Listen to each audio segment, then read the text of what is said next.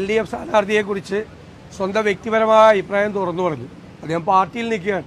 Party അദ്ദേഹത്തെ ഭീഷണിപ്പെടുത്തിയിട്ടാണ് പാലക്കാട് കൊണ്ടുവന്നിട്ട് അദ്ദേഹം എഴുതിയതിനെതിരായിട്ട് അദ്ദേഹത്തെ കൊണ്ട് സംസാരിപ്പിക്കുന്നത്. വീണ്ടും EP ജയരാജനെ CPM നേതൃത്വം അപമാനിക്കുകയാണ്. അതാണ് ഇവിടെ നടക്കുന്നത്. അദ്ദേഹത്തെ വിരട്ടി കൊണ്ടുവന്നാണ് ഇവിടെ. പാലക്കാട് വോട്ടർ പട്ടികയുമായി ബന്ധപ്പെട്ട വിവരങ്ങൾ പുറത്തു വന്നിട്ടുണ്ട്. അഥവാ മലമ്പുഴ മണ്ഡലത്തിലെ കൊടുമ്പ് പഞ്ചായത്തിലെ പല വോട്ടർമാരും പാലക്കാട് കണ്ണാടി പഞ്ചായത്തിലെ വോട്ടർ പട്ടികയിൽ ഇടം പിടിച്ചിട്ടുണ്ട്. അവിടെ വീടുകളിലെത്തി പരിശോധിക്കുമ്പോഴൊക്കെ അവർക്ക് എപ്പോഴും താമസിക്കുന്നത് ഈ കൊടുമ്പ് പഞ്ചായത്തിൽ തന്നെയാണ്. ഇത് ഇലക്ഷൻ്റെ അകത്തൊരു പ്രൊസീജിയറാണ്. ആ പ്രൊസീജിയറിൽ നോക്കേണ്ടത് BLOമാരാണ്. കാരണം ഇലക്ഷൻ്റെ ഇതിലാക്കി അപ്ലോഡ് ചെയ്ത് കഴിഞ്ഞാൽ, അപേക്ഷ അപ്ലോഡ് ചെയ്ത് കഴിഞ്ഞാൽ അത് ഇലക്ഷൻ ഡിപ്പാർട്ട്മെൻറ്റിൽ നിന്ന് അയച്ചു കൊടുക്കുന്നത് BLOമാർക്കാണ്. BLOമാർ പോയി ഈ വസതി പോയി സന്ദർശിച്ച് അവർ ഹാജരാക്കിയ സർട്ടിഫിക്കറ്റുകൾ ശരിയാണോ എന്ന് നോക്കി ശരിയാണോ എന്ന് പറഞ്ഞിട്ട് തിരിച്ചയക്കുന്നതാണ്. ഇത് അപ്രൂവലാണ്. ഇവിടെ താമസിക്കാത്ത ഒരാൾ ഇവിടെ ഇല്ല, ഇവിടെ ഇങ്ങനെ ഒരാൾ താമസം ഇല്ല എന്ന് പറഞ്ഞ് തിരിച്ചയച്ചാൽ ആ വോട്ട് ചേർക്കില്ല. അപ്പോൾ അങ്ങനെ ഇവിടെ ഇല്ലാത്തവരുടെ ആരുടെയെങ്കിലും വോട്ട് ചേർത്തിട്ടുണ്ടെങ്കിൽ അത് ഉത്തരവാദിത്വം ഇലക്ഷൻ ഡിപ്പാർട്ട്മെന്റ് സർക്കാരാണ്. റവന്യൂ ഡിപ്പാർട്ട്മെന്റാണ് അതിന് ഉത്തരവാദി. റവന്യൂ ഡിപ്പാർട്ട്മെന്റാണ് അതിന്റെ പരിശോധന ശരിയല്ലാത്തത്. അല്ല, അത് അത്തരം വോട്ടുകൾ പോളിയിപ്പിക്കില്ല എന്ന് CPM ജില്ലാ സെക്രട്ടറി പറഞ്ഞാൽ ആദ്യം അദ്ദേഹം തടയേണ്ട വോട്ട് LDF സ്ഥാനാർത്ഥിയുടെ വോട്ടും അദ്ദേഹത്തിന്റെ ഭാര്യയുടെ വോട്ടുമാണ്. LDF സ്ഥാനാർത്ഥിയുടെയും ഭാര്യയുടെയും വോട്ട് ഇവിടെ ഒരു ബൂത്തിൽ അവസാനമായി ചേർത്തിരിക്കുക. അദ്ദേഹം ഇവിടെ താമസമുള്ള ആളല്ല. അദ്ദേഹം ശരിക്കും തിരുവല്ലാമലക്കാരനാണ്. തിരുവല്ലാമലയിൽ നിന്ന് പിന്നെ വന്ന് ഒറ്റപ്പാലത്ത് വോട്ട് ചേർത്തു. കഴിഞ്ഞ തെരഞ്ഞെടുപ്പിൽ ഒറ്റപ്പാലത്ത് മത്സരിക്കാൻ വേണ്ടി അവിടെ നിന്ന് ഇവിടെ വന്ന് വോട്ട് ചേർത്തിരിക്കുകയാണ്. ഏറ്റവും അവസാനം അഡീഷണൽ ലിസ്റ്റിൽ ഏറ്റവും അവസാനം വോട്ട് ചേർത്തിരിക്കുന്നത് LDF സ്ഥാനാർത്ഥിയുടെ പേരും അദ്ദേഹത്തിൻ്റെ ഭാര്യയുടെ പേരുമാണ്. ഞാൻ എപ്പോഴും ഒരു കാര്യം പറയും, ഇത് ഇങ്ങോട്ടൊരു വിരൽ ചൂണ്ടിയാൽ 4 വിരൽ സ്വന്തം നെഞ്ചത്തോട്ടാണെന്ന് നോക്കിയിട്ട് വേണം ഇങ്ങോട്ട് ആരോപണം ഉന്നയിക്കാൻ. LDF സ്ഥാനാർത്ഥിയുടെ വോട്ട് ചേർത്തിരിക്കുന്നത് വ്യാജ വോട്ടാണ്. ആദ്യം CPM ജില്ലാ സെക്രട്ടറി പോയി ഇദ്ദേഹത്തെയും ഭാര്യയും തടയാം. അദ്ദേഹം ഇവിടെ, അതായത് ഒരാൾ ഇവിടെ വന്ന് വോട്ട് ചേർക്കാം. ഇപ്പോൾ വാടകയ്ക്ക് വീട് താമസിക്കുകയോ അല്ലെങ്കിൽ വീട് എടുക്കുകയോ ചെയ്തിട്ട് വോട്ട് ചേർക്കാം. എങ്ങനെയാണ്? 6 മാസം തുടർച്ചയായി അദ്ദേഹം ഇവിടെ താമസിച്ചാൽ മാത്രമേ അതിൻ്റെ റെസിഡൻസ് സർട്ടിഫിക്കറ്റ് കൊടുത്താൽ മാത്രമേ ചെയ്യാൻ പറ്റുള്ളൂ. ഇദ്ദേഹം 6 മാസം തുടർച്ചയായിട്ട് ഇവിടെ താമസിച്ചിട്ടില്ല. ഇവിടെ ഇലക്ഷൻ നടക്കും എന്ന് കണ്ടപ്പോഴാണ് ഇവിടെ സ്ഥാനാർത്ഥിയാകാൻ വേണ്ടിയിട്ട് ഇവിടെ വന്ന് വാടക വീട് എടുത്തത് കുറേ ദിവസങ്ങൾ കഴിഞ്ഞിട്ട്. അപ്പോൾ ഈ 6 മാസത്തെ അദ്ദേഹം ഹാജരാക്കിയ സർട്ടിഫിക്കറ്റുകൾ വ്യാജ സർട്ടിഫിക്കറ്റാണ്. അതുകൊണ്ട് എൻ്റെ പ്രിയപ്പെട്ട CPM ജില്ലാ സെക്രട്ടറി ആദ്യം പോയി ഇദ്ദേഹം വോട്ട് ചെയ്യാൻ വരുമ്പോൾ രാവിലെ പോയി അത് തടയും. എന്നിട്ട് ബാക്കിയുള്ളവരെ തടഞ്ഞാൽ മതി. പിന്നെ ഒരാൾക്കും വോട്ടർ പട്ടികയിൽ പേര് വന്നു കഴിഞ്ഞാൽ ഇലക്ഷൻ പ്രോസസ്സ് നടന്നുകൊണ്ടിരിക്കുകയാണ്. ഒരു വോട്ടർ ഐഡന്റിറ്റി കാർഡുമായി അവിടെ വന്നാൽ ആ വോട്ട് തടയാൻ ഒരാൾക്കും അവകാശമില്ല. അയാളാണോ എന്ന് മാത്രമാണ് ഇലക്ഷൻ പ്രിസൈഡിംഗ് ഓഫീസർക്ക് ഉൾപ്പെടെയുള്ള ആളുകൾക്ക് ഈ ഫോട്ടോയിൽ കാണുന്ന ആൾ തന്നെയാണോ എന്ന് ഉറപ്പുവരുത്തുക എന്ന് മാത്രമാണ് പ്രിസൈഡിംഗ് ഓഫീസർമാരുടെ ചുമതല. വോട്ട് ചെയ്യാൻ വരുന്നവരെ തടയും എന്ന് പറയുന്നത് ഞാൻ പറഞ്ഞ ഇലക്ഷൻ കമ്മീഷൻ പരാതി കൊടുക്കുകയാണ്. അദ്ദേഹത്തിനെതിരായിട്ട് കേസെടുത്ത് അന്വേഷിക്കേണ്ടതാണ്. ഒരു റവന്യൂ അതോറിറ്റീസിനും ചേർത്ത് കഴിഞ്ഞിട്ട് ഇനി അവരുടെ വോട്ട് ഇവിടെ അല്ല എന്ന് പറയാൻ പറ്റില്ല. ഇത് BJP സ്ഥാനാർത്ഥി ഇത് ചെയ്തിട്ടുണ്ട്. അദ്ദേഹം താമസിക്കുന്ന ഫ്ളാറ്റിൽ അവിടെ അല്ലാത്ത ആളുകളെ ചേർത്തിട്ടുണ്ട്. BJP സ്ഥാനാർത്ഥി ചേർത്തിട്ടുണ്ട്. ഞങ്ങളാരും ആ പണിക്ക് പോയിട്ടില്ല. ഞങ്ങൾ വളരെ വൃത്തിയായിട്ട് അതാത് സ്ഥലത്ത് ഞങ്ങൾക്ക് വോട്ട് ചേർക്കാനുണ്ടായിരുന്നു. ആ വോട്ട് ഞങ്ങൾ ഭംഗിയായിട്ട് ചേർത്തിട്ടുണ്ട്. CPM ആദ്യം ചെയ്തിട്ടില്ല, ഒരു പണിയും ചെയ്തിട്ടില്ല. ഈ ജില്ലാ സെക്രട്ടറി അല്ലേ ജോലി ചെയ്യേണ്ടത്, അയാൾ ഒരു ജോലിയും ചെയ്തിട്ടില്ല. എന്നിട്ട് ബാക്കി വോട്ട് ചേർത്ത ആളുകളെ മുഴുവൻ കളങ്കപ്പെടുത്താൻ വേണ്ടി പറയാം. കിട്ടിയല്ലോ വേഷമായിട്ട്. ആരാണ് കള്ള വോട്ട് വ്യാജ വോട്ട് ചേർത്തതെന്ന് മനസ്സിലായല്ലോ. എങ്ങനെ LDF സ്ഥാനാർത്ഥി ഇവിടെ വോട്ട് ചേർത്തു? അതിനാദ്യം ഉത്തരം പറയട്ടെ. അത് നിങ്ങൾക്ക് എല്ലാവർക്കും അറിയാലോ അല്ലെന്ന്. അദ്ദേഹം തിരുവല്ലാമലക്കാരനാണ് യഥാർത്ഥത്തിൽ. ചേലക്കര നിയോജകമണ്ഡലത്തിലാണ്. അദ്ദേഹം ഒറ്റപ്പാലത്ത് മത്സരിച്ചപ്പോൾ അവിടെ കൊണ്ടുപോയി വോട്ട് ചേർത്തു. അതിനുശേഷം ഇവിടെ വോട്ട് ചേർത്ത ഇവിടുത്തുകാരനാവോ? അതൊക്കെ വെറുതെ പറയാം. അതൊക്കെ ഈ ലോക്കലൈസേഷൻ, പ്രാദേശികവാദം ഉയർത്തുന്നതിന് വേണ്ടിയിട്ടാണ്. അദ്ദേഹം തൃശ്ശൂർ ജില്ലക്കാരനാണ്. പക്ഷേ ഈ വോട്ട് ചേർത്തത് വ്യാജ വോട്ടാണ്. വ്യാജമായിട്ട് വോട്ട് ചേർത്തിട്ടുണ്ടെങ്കിൽ അത് തടയേണ്ടതില്ല, വോട്ട് ചെയ്യാൻ അനുവദിക്കാൻ പാടുമോ? അല്ല, നമുക്കറിയില്ലല്ലോ. ഞങ്ങളത് ചെയ്യില്ല. വോട്ടർ പട്ടികയിൽ പേര് വന്നിരിക്കുന്ന ആളുകൾക്ക് അവരുടെ ഐഡന്റിറ്റി കാർഡ് ചെയ്യാം. ഇത് ഇലക്ഷൻ കഴിഞ്ഞിട്ട് വേണമെങ്കിൽ നമുക്ക് ചാലഞ്ച് ചെയ്യാം. ഇലക്ഷൻ കഴിഞ്ഞിട്ട് ഇലക്ഷൻ പ്രൊസീജിയർ സ്റ്റാർട്ട് ചെയ്തു. വോട്ടർ പട്ടിക പബ്ലിഷ് ചെയ്ത വോട്ടർ പട്ടികയിൽ നിന്ന് ഒരാളുടെ വോട്ടും മാറ്റാൻ ഒരാൾക്കും അധികാരമില്ല. ഒരു അതോറിറ്റിക്ക് അധികാരമില്ല. എങ്ങനെ മാറ്റും? വ്യാജ വോട്ടറാണെന്ന് ബോധ്യപ്പെട്ട സ്ഥിതിക്ക് അല്ല, അത് മാറ്റാൻ പറ്റത്തില്ലെന്നേ, ആർക്കും പറ്റത്തില്ല. എത്ര വോട്ടാണെന്ന് ആർക്കും മാറ്റാൻ പറ്റത്തില്ല. അത് അവർ വോട്ട് ചെയ്യാൻ വന്നാൽ അവർക്ക് കൊടുത്തേ പറ്റുള്ളൂ. തെരഞ്ഞെടുപ്പ് കഴിഞ്ഞിട്ടേ അത് ചലഞ്ച് ചെയ്യാൻ പറ്റുള്ളൂ. നിരന്തരം, അതായത് ഓരോ ദിവസവും പുതിയ വിവാദങ്ങൾ, വെളിപ്പെടുത്തലുകൾ എന്ന് പറഞ്ഞ അദ്ദേഹം പറയുന്ന ഓരോ കാര്യങ്ങളും ചീറ്റി പോകുന്നു എന്നുള്ളതാണ് പൊതുവിലൊരു. അദ്ദേഹം മാത്രമല്ല, അദ്ദേഹത്തിന്റെ പുറകിലുള്ളത് മന്ത്രി MP രാജേഷും അളിയനും കൂടിയാണ്. അവർ മൂന്നുപേരും കൂടിയാണ് ഇവിടെ ഒരുപാട് നാടകങ്ങൾ ഉണ്ടാക്കിയത്. ആ നാടകങ്ങളെല്ലാം ചീറ്റിപ്പോയി. 7 നിലയിൽ പൊട്ടി, എല്ലാ സാധനവും പോയി. അപ്പം ഇനിയും ഞാൻ പറഞ്ഞല്ലോ, ഈ രാഹുൽ മാങ്കൂട്ടത്തിന്റെ കാറിൽ കഞ്ചാവ് വെച്ച് പിടിപ്പിച്ചാൽ പോലും അത്ഭുതപ്പെടാനില്ല എന്ന് ഞാൻ നേരത്തെ പറഞ്ഞത്. എന്താ, ഇല്ലാത്ത കാര്യങ്ങളൊക്കെ കൊണ്ടുവരും. ഇപ്പൊ അദ്ദേഹം കൊണ്ടുവന്നൊരു കാര്യത്തിലാണ് അവസാനം ആരുടെ നെഞ്ചത്തോട്ട് കയറി. പ്രതിപക്ഷ നേതാവാണ്, അതുപോലെ തന്നെ രാഹുൽ മാങ്കൂട്ടത്തിലാണ് അതിന്റെ തിരക്കഥ എന്നൊക്കെയാണ് സ്ഥാനാർത്ഥി സരിൻ പറയുന്നത്. വല്ല കൊള്ളാവുന്ന വല്ല മുതിർന്ന CPM നേതാക്കള് വല്ല കാര്യം ആരോപണം ഉന്നയിച്ചാൽ ഞാൻ മറുപടി പറയാം. മനസ്സിലെ, ഞാൻ പറഞ്ഞല്ലോ CPM അനുഭവിക്കാൻ പോകുന്നില്ലെന്ന് പറഞ്ഞല്ലോ. ഇത് വരുവാണെന്നുണ്ടെങ്കിൽ സ്വാഗതം എന്നുള്ള രീതിക്ക് പറഞ്ഞിട്ടുണ്ട്. അങ്ങനെ ഒരു ഇതുണ്ടോ? നമ്മളതൊരു തമാശയായിട്ട് എടുത്താൽ മതി. അങ്ങനെ പറയാം. അദ്ദേഹം ആ പാർട്ടിയിൽ തന്നെ നിൽക്കുകയല്ലേ.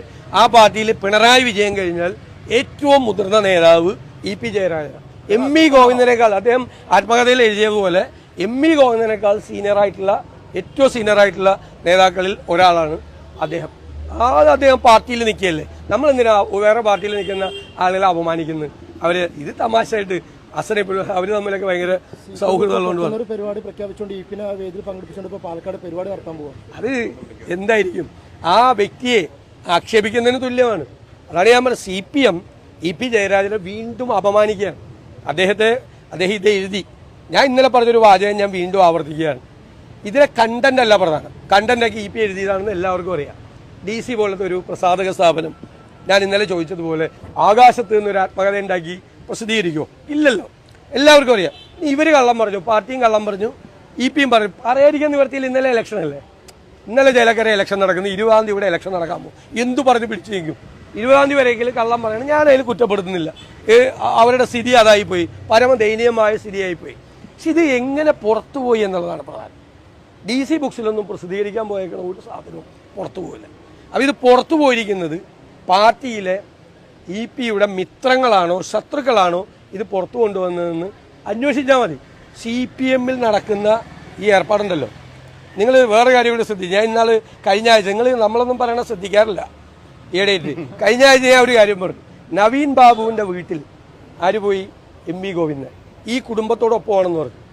എന്നിട്ട് ആ കേസിലെ പ്രതി PP ദിവ്യ ജയിലിൽ നിന്ന് ഇറങ്ങുമ്പോൾ സ്വീകരിക്കാൻ പോയതാരാ? MV ഗോവിന്ദൻ്റെ ഭാര്യ അല്ലേ? ആണല്ലോ. അത് പറഞ്ഞിട്ട് ഞാനൊരു കാര്യം ചോദിച്ചു.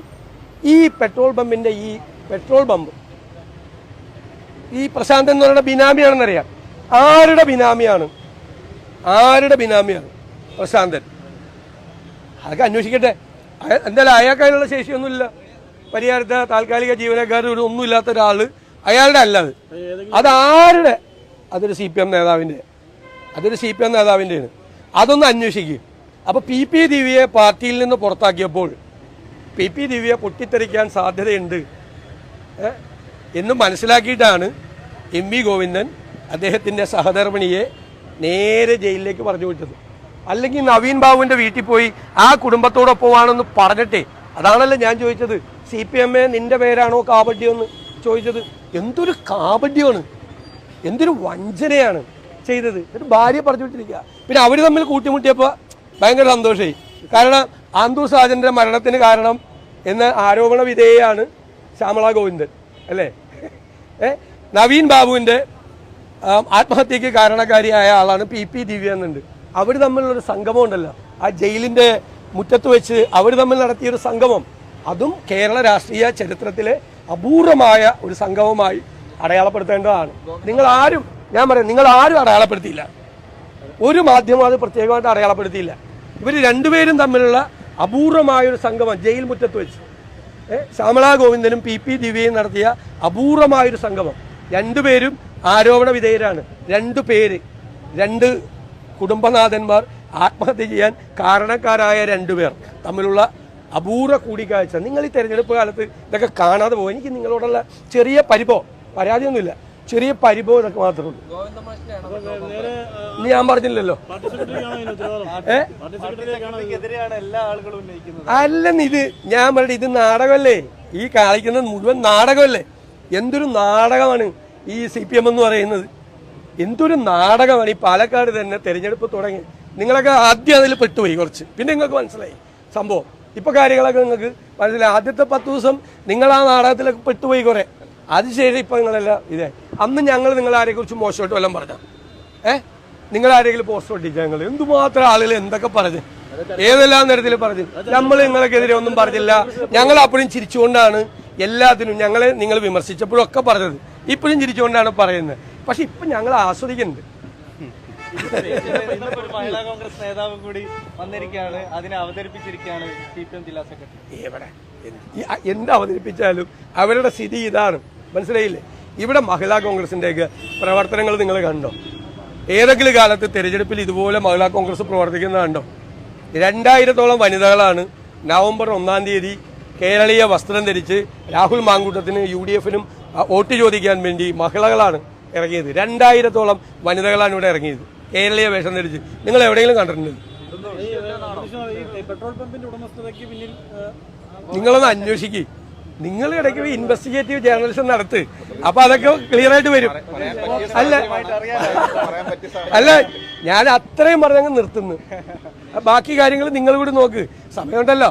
20-ാം തീയതി വരെ ഇലക്ഷനില്ലേ? ഈ വയനാട്ടിലെ ഈ പോളിംഗ് ശതമാനമായിട്ട് ബന്ധപ്പെട്ട് ഭൂരിപക്ഷം പ്രിയങ്കയുടെ ഭൂരിപക്ഷം ഞങ്ങൾ അങ്ങനെ കരുതുന്നില്ല. ഭൂരിപക്ഷം കുറയുമെന്ന് കരുതുന്നില്ല. ഒന്നാമത്തേത് മത്സരിച്ചിട്ട് കാര്യമില്ല എന്ന് കരുതി ഈ CPM BJP കേന്ദ്രങ്ങളിൽ നിന്നാണ് ടേൺ ഔട്ട് ഇല്ലാതിരിക്കുന്നത്. പിന്നെ അവർ വന്നു കഴിഞ്ഞാൽ അവർ പ്രിയങ്ക ഗാന്ധിക്ക് വോട്ട് ചെയ്യും. എന്നാൽ പിന്നെ ആ പാർട്ടി പോകണ്ട എന്ന് പാർട്ടിയും പറയണമെന്നാണ് എനിക്ക് തോന്നുന്നത്. വന്നു കഴിഞ്ഞാൽ വന്ന് പ്രിയങ്ക, ഞങ്ങളുടെ വോട്ടർമാർ എല്ലാവരും വന്ന് ചെയ്തിട്ടുണ്ട്. ഞങ്ങളത് പരിശോധിക്കും. എന്തെങ്കിലും ഒരു കുറവുണ്ടെന്ന് പരിശോധിക്കും. ഇതുവരെ ഞങ്ങൾക്ക് കിട്ടി. ചേലക്കര, നിങ്ങളൊരു കാര്യം മനസ്സിലാക്കേണ്ടത്, കഴിഞ്ഞ പാർലമെന്റ് ഇലക്ഷന് ചെയ്ത വോട്ടിനേക്കാൾ 12,000-ത്തിലധികം വോട്ട് കൂടുതൽ ഈ അസംബ്ലി ഇലക്ഷനിൽ ചെയ്തു. പോളിംഗ് കൂടുതലായി, നല്ല പോളിംഗ് ആയി. അപ്പം ഞങ്ങൾ നേരത്തെ പറഞ്ഞ കണക്ക് കറക്റ്റാണ്. ഒരു 5000 വോട്ടിന് താഴെ, ഞാൻ കരുതുന്നത് 3000-നും 5000-ത്തിനും ഇടയിൽ, വലിയ അവകാശവാദമൊന്നുമില്ല, ജയിക്കുമെന്നാണ് ഞങ്ങളുടെ കണക്ക്. നിലവിലെ സാഹചര്യത്തിൽ പാലക്കാടൻ കാറ്റും UDF-നും അല്ല, പാലക്കാട് ഞാൻ പറയാം. ഞാൻ ഈ പറയുന്നത് എൻ്റെ വ്യക്തിപരമായ അഭിപ്രായമല്ല. ഞങ്ങൾ താഴെ തട്ടിൽ ബൂത്ത് തലത്തിൽ റിവ്യൂ ചെയ്ത്, നിങ്ങൾക്ക് എല്ലാവർക്കും അറിയാം, 4 റിവ്യൂ മീറ്റിംഗ് ഞങ്ങളുടെ കഴിഞ്ഞു. പാലക്കാട് സെൻട്രൽ ഞാൻ പങ്കെടുത്ത് 4 റിവ്യൂ മീറ്റിംഗ് കഴിഞ്ഞു. ആ റിവ്യൂ മീറ്റിങ്ങിൽ താഴെ നിന്നുള്ള ഫീഡ്ബാക്ക് എല്ലാം കിട്ടി, ഞങ്ങൾ അസസ് ചെയ്തു. അതുകൊണ്ടാണ് അതിൻ്റെ അടിസ്ഥാനത്തിലാണ് ഞാൻ പറഞ്ഞത് UDF-ഉം BJP-യും തമ്മിലാണ് മത്സരിക്കുന്നത്. CPM ഒരു 2-ാം സ്ഥാനം വരാനുള്ള സാധ്യതകൾ ഉണ്ടായിരുന്നു തുടക്കത്തിൽ. പക്ഷെ BJP-യിൽ സീറ്റ് അന്വേഷിച്ചു പോയ ഒരാൾക്ക് സ്ഥാനാർത്ഥിത്വം കൊടുത്ത് CPM-ലെ പാർട്ടിക്കാരെ പോലും CPM വെറുപ്പിച്ചു. അങ്ങനെ 3-ാം സ്ഥാനത്താണ് CPM. 3-ാം സ്ഥാനത്താണെന്ന് മനസ്സിലാക്കിയ CPM UDF-ഉം BJP-യും തമ്മിൽ ഏറ്റുമുട്ടുമ്പോൾ ഇപ്പം ചെയ്യുന്ന എല്ലാ പണിയും BJP-യെ സഹായിക്കുന്നതിന് വേണ്ടിയിട്ട്. അതാണ് ഞങ്ങളുടെ അസസ്മെന്റ്. ഞങ്ങളുടെ ഇലക്ഷൻ അസസ്മെന്റ് 10,000-ൽ മീതെ വോട്ടിന് രാഹുൽ മാങ്കൂട്ടത്തിൽ ജയിക്കുമെന്നുള്ളതാണ്. ഇപ്പോഴത്തെ പോക്ക് കണ്ടിട്ട് ഈ CPM BJP ഇതൊക്കെ ഓരോ കാര്യങ്ങൾ ചെയ്ത് കൂടുതൽ അനുകൂലമായി ഞങ്ങളിലേക്ക് തിരിഞ്ഞ് അത് 15,000 വരെ പോയാലും അത്ഭുതപ്പെടാനില്ലാത്ത സ്ഥിതിയാണ് ഇപ്പോഴുള്ളത്. ഇതാണ് ഞങ്ങളുടെ അസസ്മെന്റ്. എന്ന് വെച്ചാൽ നമ്മളിപ്പോൾ ജനങ്ങൾ വോട്ട് ചെയ്യാനിരിക്കുന്ന സ്ഥലത്ത് അങ്ങനെയാണ് ഇങ്ങനെയാണെന്നൊക്കെ നമ്മൾ അവരോട് ധിക്കാരമൊന്നും പറയാൻ പാടില്ല. പക്ഷെ നമ്മൾ വീടുകളിൽ ചെന്നപ്പോഴുള്ള റെസ്പോൺസ്, പ്രവർത്തനത്തിൻ്റെ മികവ് നിങ്ങൾ കാണുന്നതല്ലേ. സാധാരണ UDF പ്രവർത്തിക്കുന്ന പോലെയാണോ? നിങ്ങൾ ചേലക്കരയിലും പാലക്കാടും ഒക്കെ പ്രവർത്തിച്ചത് കോൺഗ്രസും UDF ഒക്കെ സാധാരണ പ്രവർത്തിക്കുന്ന പോലെയാണോ? അത് നിങ്ങൾക്ക് അങ്ങനെ ഒരു ഇതുണ്ടോ? അല്ലല്ലോ. ഇപ്പോൾ വളരെ വ്യത്യസ്തമായ, വളരെ പ്രൊഫഷണലായി, വളരെ പ്ലാൻ ചെയ്ത് മെറ്റിക്കുലസ് ആയി ഒരു കുടുംബം പോലെയാണ് UDF നിന്ന് പ്രവർത്തിക്കുന്നത്. അതിൻ്റെ റിസൾട്ട് ജനങ്ങൾ തരും. ഞങ്ങളെക്കുറിച്ച് ആളുകൾക്കുള്ള ആകെ ഉണ്ടായിരുന്ന പരാതി, നമ്മൾ വഴക്കടിക്കും, തമ്മിലടിക്കും, പ്രശ്നം ഉണ്ടാക്കും, താഴെ തട്ടിൽ പ്രവർത്തിക്കില്ല, അതൊക്കെ ഞങ്ങൾ മാറ്റി. അത് വെറുതെ ചുമ്മാ പറയണത്. BJP-യെ ജയിപ്പിക്കാൻ വേണ്ടിയിട്ട് പറയണത്, BJP-യെ ജയിപ്പിക്കാൻ വേണ്ടി പറയണത്. പിന്നെ ഉള്ള വോട്ട് പോവാതിരിക്കാനും, ഉള്ള വോട്ടുണ്ടല്ലോ, അപമാനകരമായ ഒരു തോൽവി ഒഴിവാക്കാൻ വേണ്ടിയിട്ടാണ്. CPM-ന്റെ വോട്ട് പോവും. അത് ചേലക്കരയിൽ പോയിട്ടുണ്ട്, പാലക്കാടും പോവും. എന്താ അറിയോ? നല്ല കമ്മ്യൂണിസ്റ്റുകാർ ഒരിക്കലും ഇവർക്ക് വോട്ട് ചെയ്യില്ല. കാര്യം എന്താ? ഞങ്ങളെ ജയിപ്പിക്കാൻ വേണ്ടിയിട്ടല്ല, ഇവർ നന്നാകാൻ വേണ്ടിയിട്ടാണ്. ഇവർ നന്നാകാൻ വേണ്ടിയിട്ടാണ്. അത് പാർലമെന്റ് ഇലക്ഷൻ ഉണ്ടായിട്ടുണ്ടാവും വോട്ട്. ഇപ്പം ഈ ഇലക്ഷൻ ഞാൻ ജയിച്ചാൽ എന്തായിരിക്കും അഹങ്കാരം? അവരുടെ പാർട്ടിക്കാർക്കറിയാം. അതുകൊണ്ട് കൃത്യമായിട്ട് അവരത് കുറേ CPM വോട്ടുകൾ കൂടി ഞങ്ങൾ പ്രതീക്ഷിക്കുന്നുണ്ട്. ഉറപ്പായിട്ട് പാർലമെന്റിൽ ഞങ്ങൾക്ക് കിട്ടിയതാണ്, പാലക്കാടും കിട്ടിയതാണ്. അതേപോലെ ഞങ്ങൾ പ്രതീക്ഷിക്കുന്നുണ്ട്. വാഗമൺ സ്പൈസസ്, വാഗമണിലെ എല്ലാ ഒറിജിനൽ പ്രോഡക്ട്സും തിരുവനന്തപുരത്ത് ഒരു കുടക്കീഴിൽ ജ്യോതിപുരം ഫുഡ് സേഫ്റ്റി ഓഫീസിന്റെ മുൻവശത്ത് പ്രവർത്തനം ആരംഭിച്ചിരിക്കുന്നു.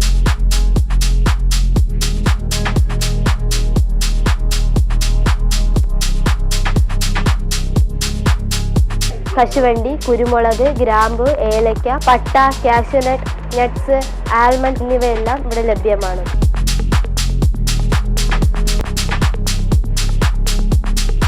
ബന്ധപ്പെടേണ്ട നമ്പർ 799400759 അല്ലെങ്കിൽ 9656417599.